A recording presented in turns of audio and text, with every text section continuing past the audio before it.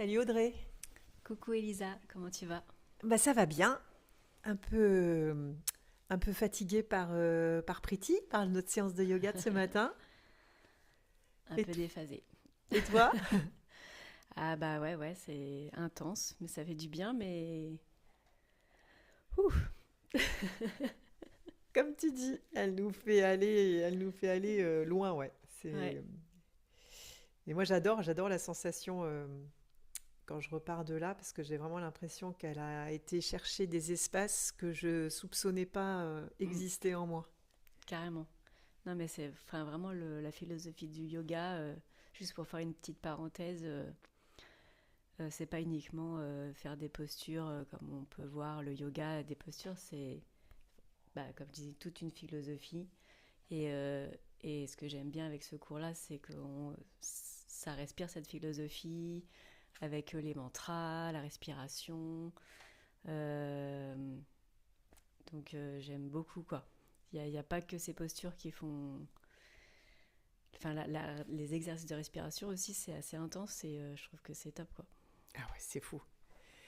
Et d'ailleurs, elle nous a partagé un truc sur la respiration qui nous a beaucoup plu toutes les deux, sur cette histoire que les mammifères qui vivent le plus longtemps sur notre planète Mm. sont ceux qui Respire doucement, respirent doucement lentement. et qui retiennent leur souffle. Voilà. Les tortues de mer, les... Et ceux qui respirent rapidement, comme les chiens Voilà. qui respirent donc très rapidement, bah, ont une vie courte. Mm. Alors que les tortues, je crois les éléphants aussi, elles disaient voilà, qu'ils avaient une respiration qui était lente, avec des rétentions, des blocs, enfin Des ouais, pauses des pauses respiratoires. respiratoires. Et du coup, leur vie est beaucoup plus longue. Mhm. Et elle disait qu'on a tous un nombre de respirations attribuées à notre vie. Et donc, il ne faut pas les consommer trop vite. Et donc, le fait de prendre le temps de respirer, de faire des pauses, etc., bah, allonge notre vie, quoi. Et ça, c'est... Ça, Et j'ai on a trouvé... adoré toutes les deux Ouais. cette idée. Donc, si on parle moins aujourd'hui, c'est parce que on fait Des des pauses rétentions. respiratoires. Allô, t'es là? Ouais, ouais, attends, je suis en Mais blocage. c'est vrai, de toute façon, dans la respiration, tu as une respiration haute, une respiration basse. Et en général, quand tu respires par le haut, tu une respiration bah, quand tu cours, tu es essoufflé, etc. Et c'est pareil, la même respiration quand tu es stressé. Ça me fait bailler, dis donc ce que Tu as tu une dis. respiration haute et du coup, plus dans le stress, plus rapide, plus... Donc on en a besoin parce que dans certaines situations, des fois, faut... le stress, c'est pas que du mauvais stress, il y a du bon stress.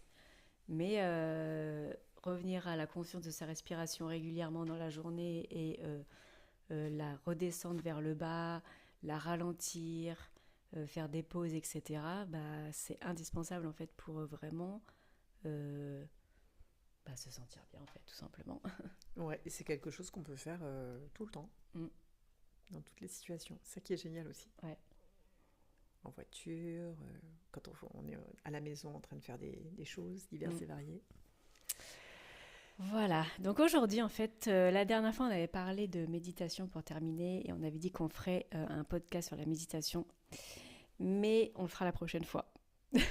Voilà. En fait, aujourd'hui, on a vraiment plus envie de parler de cette retraite qu'on a organisée avec Elisa, la retraite des Daronnes de la spiritualité. Une retraite d'un jour, pour vous expliquer un petit peu l'idée qu'il y a derrière cette retraite. Parce que c'est pas forcément évident de le retranscrire dans les écrits, de faire un peu transpirer l'essence de cette retraite, enfin de cette idée. Ouais, Et du coup, on avait envie de le partager dans ce podcast aujourd'hui. Mm. Bah oui, parce que c'est difficile de communiquer sans tomber dans quelque chose d'un peu fade, d'un peu lisse. Et pourtant, quand on relit le programme, et les bénéfices, c'est vraiment de ça qu'il s'agit. Mais on trouvait que la façon de le dire, bah, ça représentait pas du tout le cœur qu'on y mettait. Et donc on a commencé à brainstormer toutes les deux, comme on fait le mardi là d'habitude. Et puis on s'est dit, mais en fait, c'est de ça qu'on va parler aujourd'hui. C'est de cette journée de retraite. Et même si vous écoutez ce podcast après que l'événement ait eu lieu, c'est OK parce que ça parle vraiment de notre vision commune avec Audrey et de ce qu'on a envie de communiquer, d'apporter, de partager. Voilà. Et puis de toute manière, il y en aura d'autres. Et puis en plus, bien Donc sûr. peut-être que vous écoutez après la première retraite, mais peut-être avant la prochaine. Carrément. Mais merci Audrey. Donc pas de problème. Tout à fait. Alors, on a commencé par re-regarder le programme qu'on avait mis et, et on a chacune après notre vocabulaire, notre expérience, notre vécu. C'est vrai que moi, par rapport à ma pratique, à mon expérience, je trouve qu'il y a une approche qui est hyper intéressante, qui moi m'a beaucoup, beaucoup ouvert le champ des possibles et le champ de ma conscience, c'est l'expérience de la transe, l'expérience des états modifiés de conscience que j'ai approché à travers diverses pratiques et que je partage maintenant avec beaucoup de joie, beaucoup de plaisir. Donc ça peut être avec des pratiques chamaniques, ça peut être des pratiques de respiration, ça peut être des pratiques de méditation guidée, d'hypnose. J'avais nommé aussi une pratique qui était venue en méditation hypno-énergétique, voilà, qui fait vraiment appel à la transe. C'est pas quelque chose. Le mot fait peur, je trouve, dit en français, alors que c'est un truc qu'on fait tout le temps, tous les jours. Ça fait vraiment partie des états d'être naturels. On est en transe, je crois, toutes les 30 secondes, on part en transe quelques instants, quoi. Oui, c'est des moments d'absence en fait, un petit peu. Ouais, c'est ça, des moments d'absence où tu pars. Par exemple, il y a des gens en conduisant, Et voilà. ils se rendent plus compte ils savent plus comment ils sont arrivés du point A au point B. C'est ça. Alors qu'ils sont pleinement présents à leur conduite et qu'ils conduisent. Voilà, c'est ça. Ok. Donc voilà, moi, c'est vrai que dans cette journée, euh, je vais partager des façons de partir dans ces états modifiés de conscience, mais en conscience, d'en être conscient, de sentir ce que ça fait dans le corps. Comme ça permet de les repérer aussi dans la journée et surtout d'en tirer parti.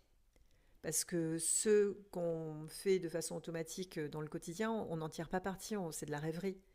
Alors que ce sont vraiment des états d'ondes cérébrales dont on peut tirer parti. Donc là, c'est déjà une bonne partie du programme. Ça va déjà être une bonne partie du programme dans ma pratique. Et moi, après, ça va être un peu, ça fait un peu l'image des montagnes russes, c'est-à-dire qu'on va descendre dans l'inconscient avec Elisa et on va remonter dans la conscience plutôt avec moi. On va éventuellement, par rapport à ce qui pourrait être sorti ou révélé par les moments de pratique d'Elisa, remettre ça dans la conscience et avec justement le coaching, voir un petit peu les questionnements qui pourraient ressortir et comment appliquer ça vraiment concrètement dans son quotidien avec des expériences que vous auriez pu avoir, comment analyser éventuellement des anciennes expériences à partager et puis d'aller prendre du recul, de faire un pas de côté sur ok, là j'ai vécu ça, il s'est passé ça et d'aller un petit peu explorer comment je pourrais dire explorer une autre manière de voir cette expérience, qu'est-ce qu'elle nous apprend et comment on peut faire pour avancer dans son quotidien avec tous les outils qu'on va vous transmettre. Avec plus de conscience. Avec plus de conscience, ouais. Plus de souveraineté aussi. Il y a ça aussi qui ressortait beaucoup dans le brainstorming qu'on a fait sur cette journée, voilà, d'accéder plus à la liberté, notre liberté intérieure, de casser cette cage qu'on s'est construit avec nos croyances, nos pensées, nos blocages, etc. et d'aller casser ça, parce que c'est vraiment Pour moi, c'est vraiment ça les blocages, c'est nos pensées, nos conditionnements, nos croyances, etc. Et d'aller les dégommer, quoi. C'est ça. Et c'est le processus d'individuation que Jung a développé dans sa pratique.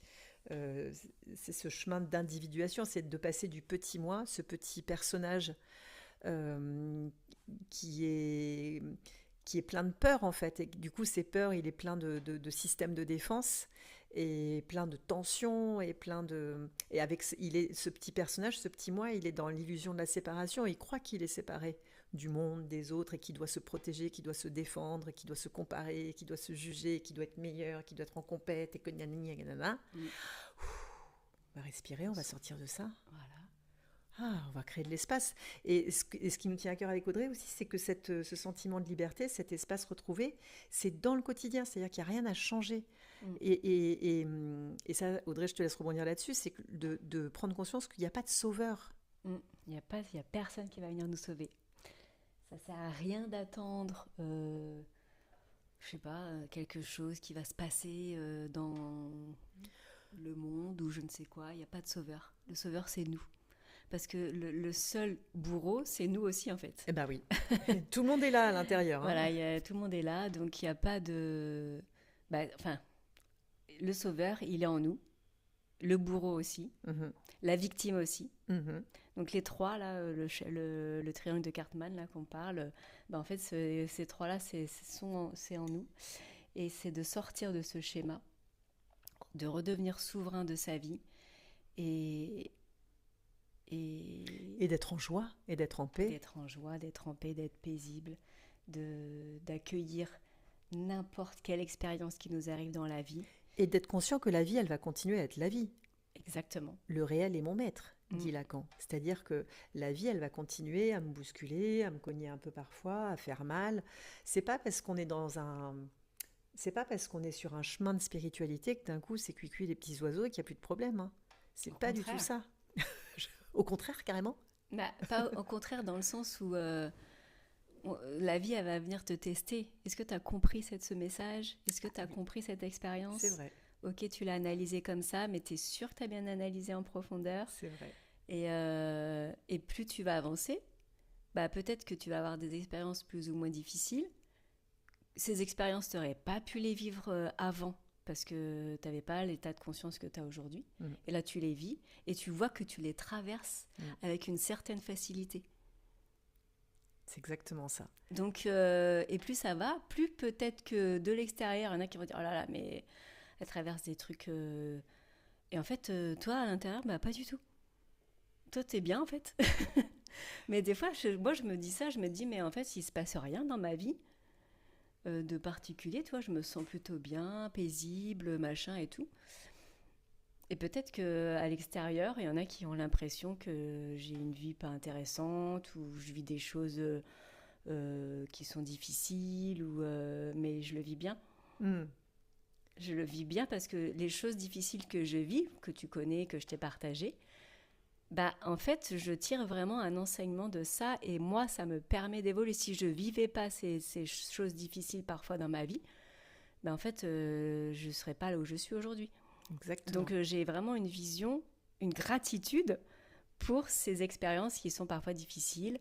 Et du coup, c'est pour ça que peut-être que ce que j'ai dit au tout début... qu'on parlait que la vie vient nous cogner. C'est pas parce qu'on est sur un chemin spirituel que ça y est, c'est cuit les petits oiseaux. Voilà. Et moi, toi, tu dis au contraire. Bien au contraire. Mais je le vis bien. Ouais. Alors que la même situation, il y a 10, 15, 20 ans, mais je le vivrais vraiment très mal, quoi. Et ça serait très difficile au quotidien. Et je suis passée d'ailleurs par une période difficile, mais... j'ai transcendé un peu quelque part, tu vois. Bah oui, c'est pas quelque part, c'est complètement transcendé. C'est ça. Et l'idée, c'est donc vraiment d'arriver à son quotidien, quoi qu'il se passe dans son quotidien, d'arriver à faire ce pas de côté, d'être plutôt dans l'observation, d'être... je sais pas comment expliquer, mais on va plutôt rentrer là-dedans, dans la pratique concrète lors de cette retraite, finalement. Ouais. Et aussi, parce qu'une fois qu'on a fait le pas de côté, une fois qu'on est devenu observateur de ce qui se passe, ça suffit pas. Après, il y a peut-être cette troisième porte à ouvrir, qui est celle de l'esprit, celle de la foi, celle du cœur, et de prendre conscience qu'il y a quelque chose, qu'il y a cette énergie d'amour qui est en nous. Quand on parle d'ouverture du cœur, c'est une sensation physique. Et on peut l'avoir eue, on peut ne plus la sentir, on peut la sentir à nouveau. Mais en tout cas, c'est aussi, moi, l'envie que j'ai dans cette journée, c'est d'accompagner les participants à sentir cette ouverture du cœur. C'est comme un goût, c'est comme si tu n'avais jamais goûté les fraises et je te parlais des fraises et vas-y, je te fais goûter des fraises. Waouh, c'est super bon les fraises. Après, tu vas pas manger des fraises H24. Mais quand tu connais le goût des fraises, tu peux t'en souvenir. Et quand tu peux t'en souvenir, du coup, tu peux te les rappeler et tu peux les évoquer. Et la foi, l'amour, cette énergie, pas l'amour cuculapraloche, mais l'amour christique, l'amour vrai, l'amour juste, l'amour qui te connaît mieux que toi-même, l'amour qui te redresse quand tu te victimises, qui te dit reprends ton bâton de pouvoir, reprends ton autorité, arrête de te faire marcher sur les pieds, de te laisser prendre pour une serpillière ou pour un paillasson. Maintenant, stop, cet amour-là, il est à l'intérieur de nous. Il est toujours là. Et ça, voilà, si dans cette journée, on peut réussir à vous faire sentir ça, ouvrir la conscience sur cette dimension-là, mais ça retourne complètement les choses, en fait. Ça change ta vie, sans rien changer. Exactement. Personne ne va se rendre compte que vous avez changé, mais vous le savez. Et après, ça fait onde de choc. C'est-à-dire c'est ça. Quand toi, tu changes, quand tu te redresses, quand tu es cohérente, verticale, alignée, ancrée, eh ben, ça rayonne sur les proches. Et ça change, vraiment, ça change tout. Effectivement, comme dit Audrey, il ne faut pas attendre de quitter cette personne-là parce que la relation ne va pas, du coup ça ne va pas. Il ne faut pas attendre d'avoir la pratique, de s'inscrire à ce coaching ou à cette formation. Il ne faut pas attendre de faire ce voyage. Non, c'est là. Ah bah non, c'est parce maintenant. Que ça va rien changer. C'est à côté de chez toi, là. C'est là, à 200 mètres. Et en plus, on sait par expérience que tous ceux qui ont attendu de quand j'aurai cette maison, quand j'aurai ce travail, quand j'aurai ce mec, quand j'aurai ça... Quand j'aurai tant d'argent sur mon compte. Voilà. Et quand t'as ça, il se passe rien. Tu veux un autre truc. Tu veux encore autre chose, exactement. Donc c'est vraiment quelque chose à cultiver dans son quotidien. Et ça me fait penser aussi à autre chose, une amie qui a des problèmes aussi voilà, de santé et des crises d'angoisse, etc. Et elle me disait, je lui disais, mais tu fais quoi pour t'aider, t'accompagner, qu'est-ce que tu fais? Elle me dit, quand j'ai une crise d'angoisse, j'ai mon sac, je fais de la respiration, etc. Dans un sac en papier, c'est ça? Voilà. Ok. Et je lui dis, ok, d'accord, mais sinon, quand tu fais pas de crise d'angoisse, qu'est-ce que tu fais? En fait, rien. Et je lui dis, mais faut pas attendre d'être mal pour faire quelque chose. Et là, il y a comme une lumière qui s'est allumée. Ah ouais. Et elle n'avait pas pensé que quand tout va bien, tout va bien. Donc, elle travaille pas forcément sur elle ou sur des pratiques particulières ou quoi que ce soit. Mais c'est que quand ça va mal, elle essaye de faire les pratiques. Mais forcément, là, ça marche pas. Bah oui. Tu peux pas les faire. Oui. Donc, faut pas attendre de mal aller ou d'être dans des situations difficiles. C'est pour ça qu'on dit vraiment dans le quotidien, c'est même quand tout va bien, et même encore plus quand tout va bien, qu'il faut pratiquer ça pour que quand ça va pas, quand il y a une baisse de morale, pour X raisons, parce que tout est énergie, et quand on croise quelqu'un dans la rue qui est pas bien, qu'on va à la boulangerie qui est pas aimable, à la boulangère qui est pas aimable, et tout ça, ça nous renvoie des choses. Et du coup, pour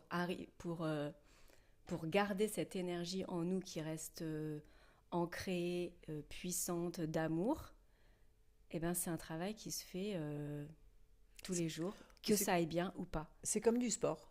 C'est ça. De toute façon, tu vas avoir des abdos en béton. Au sport, tu y vas, des fois, tu n'as pas envie d'y aller, mais tu y vas. Et c'est vraiment un sport de l'esprit. Des fois, tu es motivé. Et là, c'est pareil. C'est un sport holistique. C'est ça. Esprit, cœur, corps. Et c'est pour ça aussi dans le programme, on a mis des outils concrets à intégrer au quotidien. Ça fait partie de ce qu'on veut vous partager parce que nous, encore une fois, hein, on n'est pas mieux ni moins bien que quiconque. C'est ce qu'on partage, c'est parce que nous aussi, on était dans ce truc d'illusion, de séparation, de Et on y manque. est encore des fois. Et on y est encore des fois, Et carrément. c'est un travail au quotidien de se le rappeler. De fou. Des fois, toi, tu viens, tu me parles des choses et moi, je te redresse. Grave. Et inversement. Parce que c'est très rapide de replonger dans ce monde de l'illusion, ça c'est sûr. Oui, oui, complètement. Hein. Et puis il y a des jours où c'est plus difficile que d'autres parce qu'on est fatigué, parce que machin. Voilà. Et c'est pas grave. Non, c'est pas grave parce que c'est un chemin. Parce qu'on a le temps. Ouais, et c'est ça.